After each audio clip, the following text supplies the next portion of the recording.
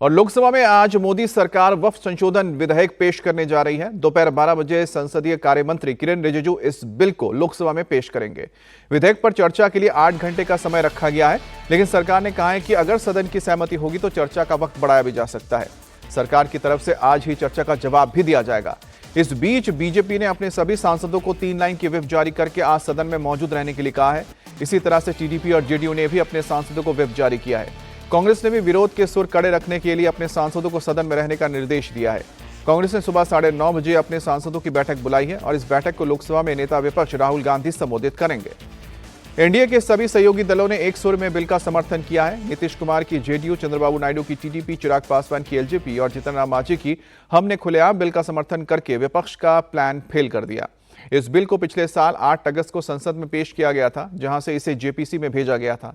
22 अगस्त से ही जेपीसी ने अपना काम शुरू कर दिया था, जिसके बाद यह रिपोर्ट पेश की गई और 27 फरवरी को संशोधित ड्राफ्ट को मंजूरी दी गई। अब आज 9 महीने के बाद ये जो बिल है दोबारा पेश किया जाएगा। तो आज संसद में वक्फ संशोधन विधेयक को पेश किया जाएगा और चर्चा के लिए 8 घंटे का वक्त तय किया गया है और सरकार ने कहा है कि अगर सदन की मंजूरी होती है तो चर्चा का वक्त और बढ़ाया जा सकता है और आज ही सरकार की ओर से इस बिल को लेकर जो भी सवाल उठेंगे उसका जवाब भी दिया जाएगा।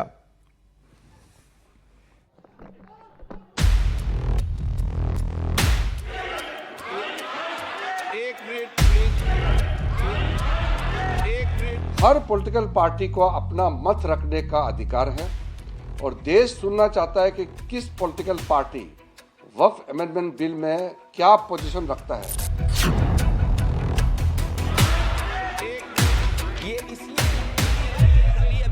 इस देश में हिंदुत्व की आइडियोलॉजी के तहत ये एक प्रोजेक्ट है जिससे मुसलमानों को उनके रिलीजन से दूर करना। हिंदू में, बौद्ध में, सिख में और मुसलमानों में मेजॉरिटी लोग इसको समर्थन कर रहे हैं।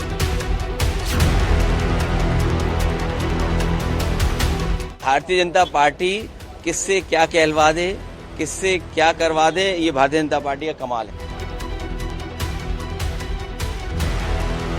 वो पूरी तरीके से गैर संवैधानिक है। उसके वो संविधान की कई धाराओं के ऊपर ओवरलैपिंग कर रहा है।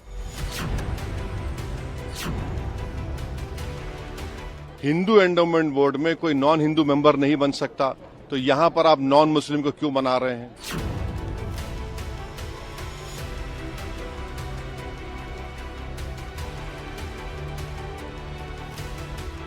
एक पॉइंट एक सेक्शन क्लोज का हम जवाब देने के लिए बिल्कुल तैयार है। वक्फ संशोधन बिल पर जोरदार बहस शुरू होने वाली है। आज लोकसभा में इस बिल पर आर पार होने वाला है। विपक्ष का सारा प्लान फिलहाल फेल नजर आ रहा है, क्योंकि बिल पेश होने से पहले सरकार में शामिल सहयोगी दलों ने खुलेआम इसके समर्थन का ऐलान कर दिया है। इसके बाद सदन के अंदर क्या स्थिति बन रही है, उस पर एक नजर डाल लीजिए। वक्फ संशोधन बिल के समर्थन में एनडीए और सहयोगी दलों के 293 सांसद हैं।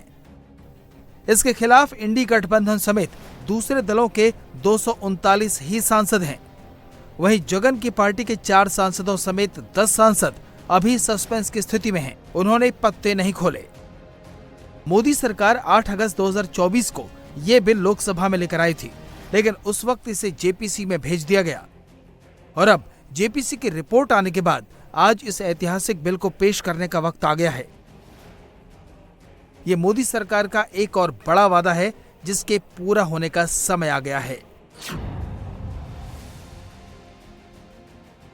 बाबा साहब आम्बेडकर जी ने जो संविधान हमें दिया है ना, जिस संविधान की रक्षा के लिए हम प्रतिबद्ध है, संविधान में वक्फ कानून का कोई स्थान ही नहीं है।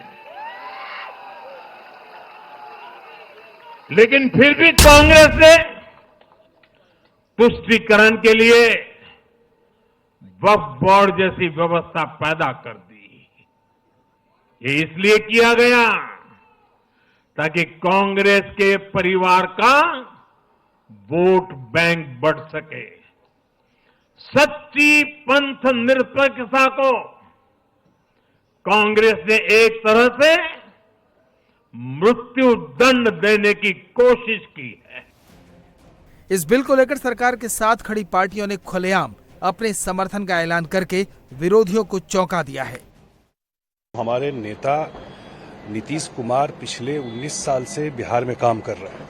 अब बिहार में उन्होंने जो मुस्लिम समुदाय के लिए काम किया है वो सामने में है और कभी भी उनके हित जो उनका इंटरेस्ट है कभी भी उस पर उन्होंने कि उनके साथ गलत हो ऐसा नहीं होने दिया।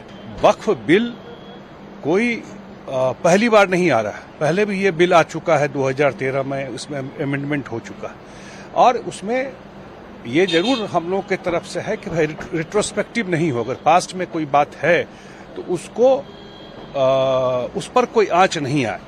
ये हम लोगों ने जरूर, हमारी पार्टी ने कहा था, मुझे लगता है जरूर जो कमेटी है सरकार है इसको ध्यान में रखेगी। नीतीश कुमार की राजनीति और जब तक है उनका इंटरेस्ट प्रोटेक्टेड रहे। लगभग 9 लाख एकड़ वक्फ बोर्ड की जमीन जिसपे बहुत से लोगों ने इलीगल कब्जा भी बना रखा है, अगर संशोधन बिल द्वारा ये ज़मीनों पे कब्जा वापस लेके मुसलमानों के हित में अगर संशोधन बिल आता है तो निसंदेह हमारी पार्टी उसका समर्थन भी करेगी। ये भी मैं बता दूं कि माननीय चंद्रबाबू नायडू साहब ने हर समय संशोधन बिल के ऊपर अपनी राय भी रखी है और उन राय पे विचार विमर्श करके संभवतः उनको उसको लागू भी किया जाएगा। जेपीसी में इसको भेजा गया। हम लोगों की ख्वाहिश ये थी कि कम से कम हर एक स्टेक होल्डर जो इससे जुड़ा हुआ है उसको अपनी बातों को रखने का मौका मिलना चाहिए। जेपीसी में हर पार्टी का प्रतिनिधित्व होता है, हर पार्टी के सांसद वहां पे मौजूद होते हैं। हम लोग की पार्टी के भी सांसद अरुण भारती जी उस कमेटी के सदस्य थे। उस कमेटी के समक्ष वफ्द से जुड़े हुए हर एक स्टेक होल्डर ने आके अपनी बातों को रखा। मुस्लिमों में भी कई ऐसे हैं जिन्होंने अधिकांश इससे जुड़े हुए जितने भी बिंदु हैं उस पे समर्थन अपना देने का काम किया।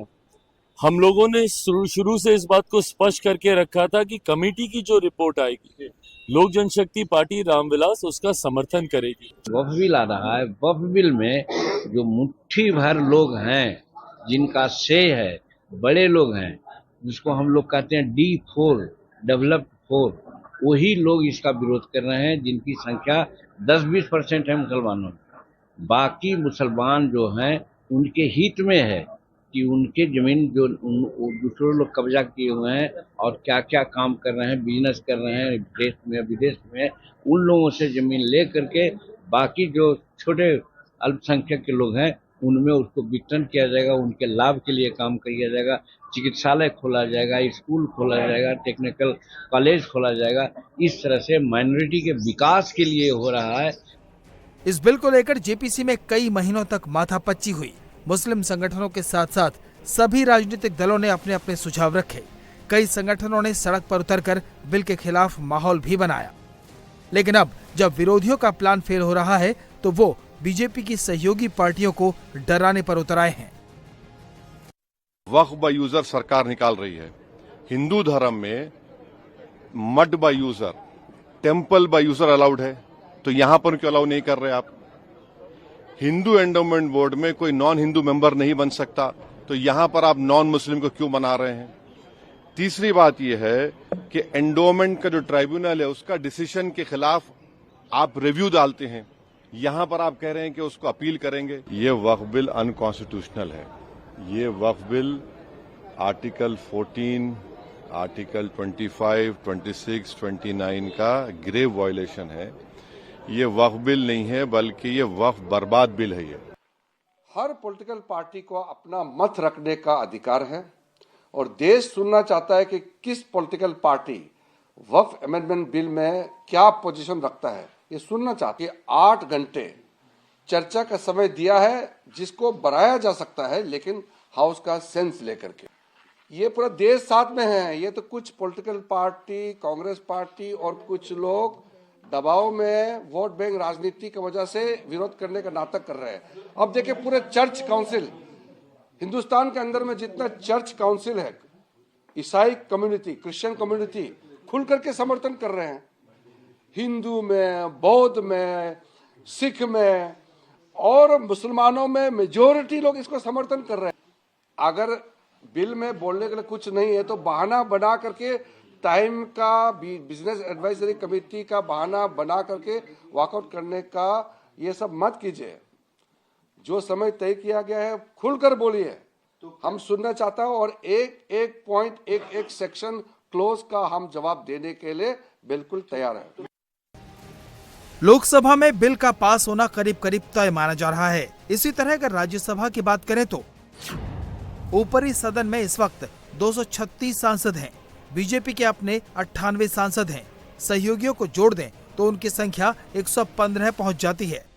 6 सांसद मनोनीत हैं जो आमतौर पर सरकार के समर्थन में ही वोट करते हैं। इस तरह एनडीए के पक्ष में आंकड़ा 121 का हो जाता है। बहुमत के लिए जरूरी 119 के आंकड़े से 2 ज्यादा। जगदम्बिका पाल की अध्यक्षता में बनी जेपीसी में एनडीए के सहयोगी दलों के ज्यादातर सुझावों को मान लिया गया है। सरकार जिस संशोधित वक्फ बिल को लोकसभा में पेश करने वाली है उसमें कुछ 14 अमेंडमेंट किए गए हैं।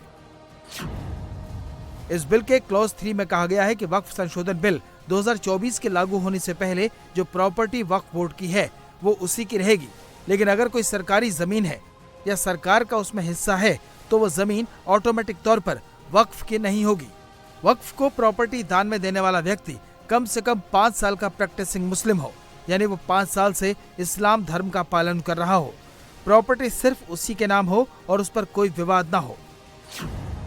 वक्फ प्रॉपर्टी पर विवाद होने पर कलेक्टर को जांच करने का अधिकार होगा। राज्य सरकार को कलेक्टर या कलेक्टर से ऊपर के लेवल के अधिकारी को जांच के लिए नियुक्त करने का अधिकार होगा।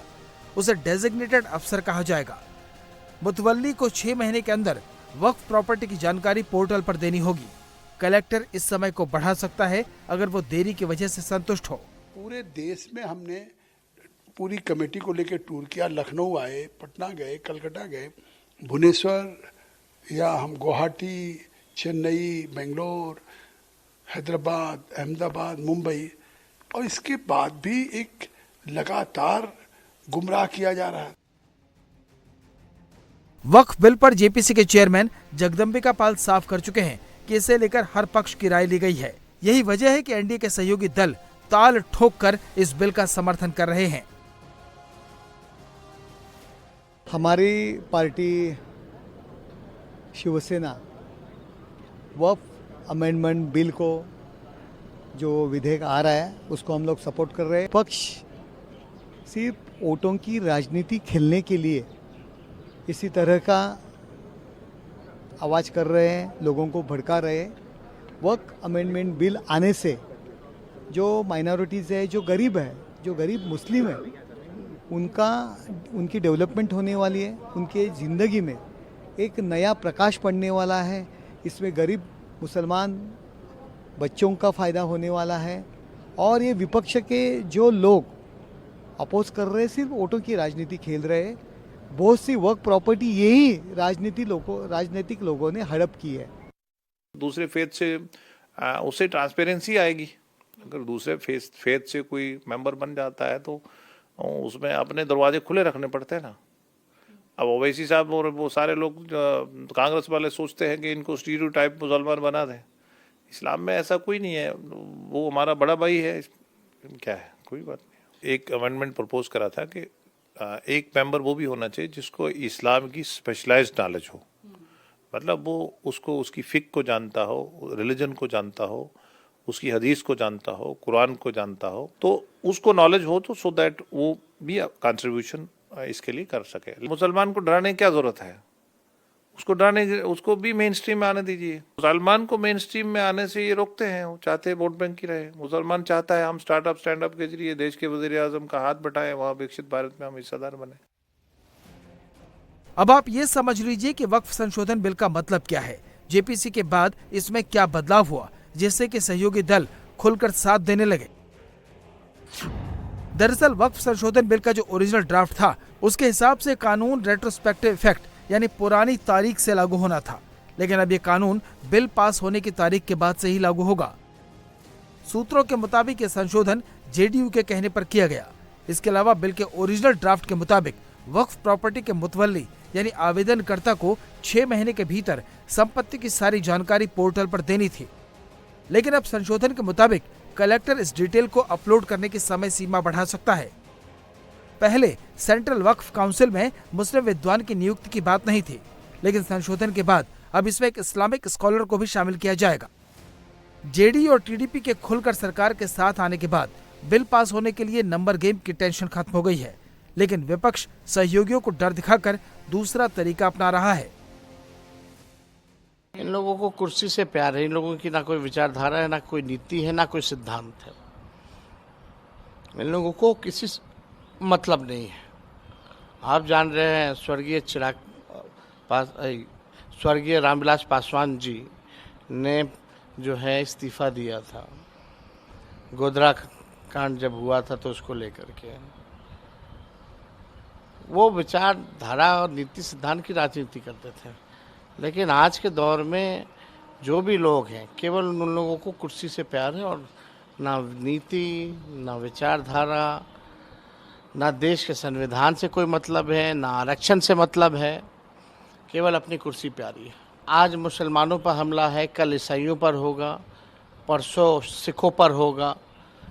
लगातार जो है इस तरह के हमला बीजेपी जो है करने का काम करेगी। भाजपा के लोग चाहते हैं नागपुर का कानून को थोपना, वो हर किस हम लोगों को बर्दाश्त है। हम लोग वक्फ बोर्ड के खिलाफ हैं। हम लोग इसलिए खिलाफ हैं क्योंकि भारतीय जनता पार्टी हर जगह हस्तक्षेप करना चाहती है। भारतीय जनता पार्टी हर जगह अपना कंट्रोल चाहती है। सर, साथ ही जो अजमेर के हैं वो लोग सपोर्ट कर रहे थे, चिश्ती लोग, वो लोग कह रहे हैं कि इसको भ्रम फैलाया जा रहा है, ये सही है। ये भारतीय जनता पार्टी किससे क्या कहलवा दे, किससे क्या करवा दे, ये भारतीय जनता पार्टी का कमाल है। देखिए, उसके अंदर इतनी खामियां हैं, अगर ये वहां बोलने का मौका देंगे तो सारी चीजें देश के सामने भी आएंगी। हम बाहर तो बोल ही रहे हैं, वो पूरी तरीके से गैर संवैधानिक है। उसके वो संविधान की कई धाराओं के ऊपर ओवरलैपिंग कर रहा है। संविधान की धाराओं के ऊपर ओवरलैपिंग नहीं की जा सकती। हमारे अधिकारों का संरक्षण जो संविधान ने हमें दिया है उसके ऊपर वो बुलडोज कर रहा है। हमने तमाम चीजें दी थी और हमारी तमाम चीजों को दरकिनार किया गया। विपक्ष को पूरी तरीके से क्रश किया जा रहा है। विपक्ष को बोलने नहीं देते। अब कोई सत्ता पक्ष का सदस्य खड़ा होता है, उसका ना माइक बंद होता है, ना उसकी टाइम की पाबंदी होती है। हम खड़े होंगे तो हमारे ऊपर टाइम की पाबंदी भी। मैं इस पूरे सत्र में 55 सेकंड बोला हूं। वन वे ट्रैफिक है, जो सरकार को बोलना है वो सरकार बोलती रहती है, आप सुनते रहिए। विपक्ष की आवाज को उठाने की इजाजत ही नहीं है। विपक्ष ये बात समझ गया है कि संसद में संख्या बल के आधार पर वो सरकार को नहीं रोक पाएगा, इसलिए अब वो दूसरे हथकंडे अपना रहा है। आज संसद की कार्यवाही से पहले विरोधी एक बार फिर रणनीति बनाने के लिए जुटेंगे, लेकिन ऐतिहासिक बिलों को कैसे पास करवाना है, इसका अच्छा खासा तजुर्बा मोदी सरकार के पास पहले से है।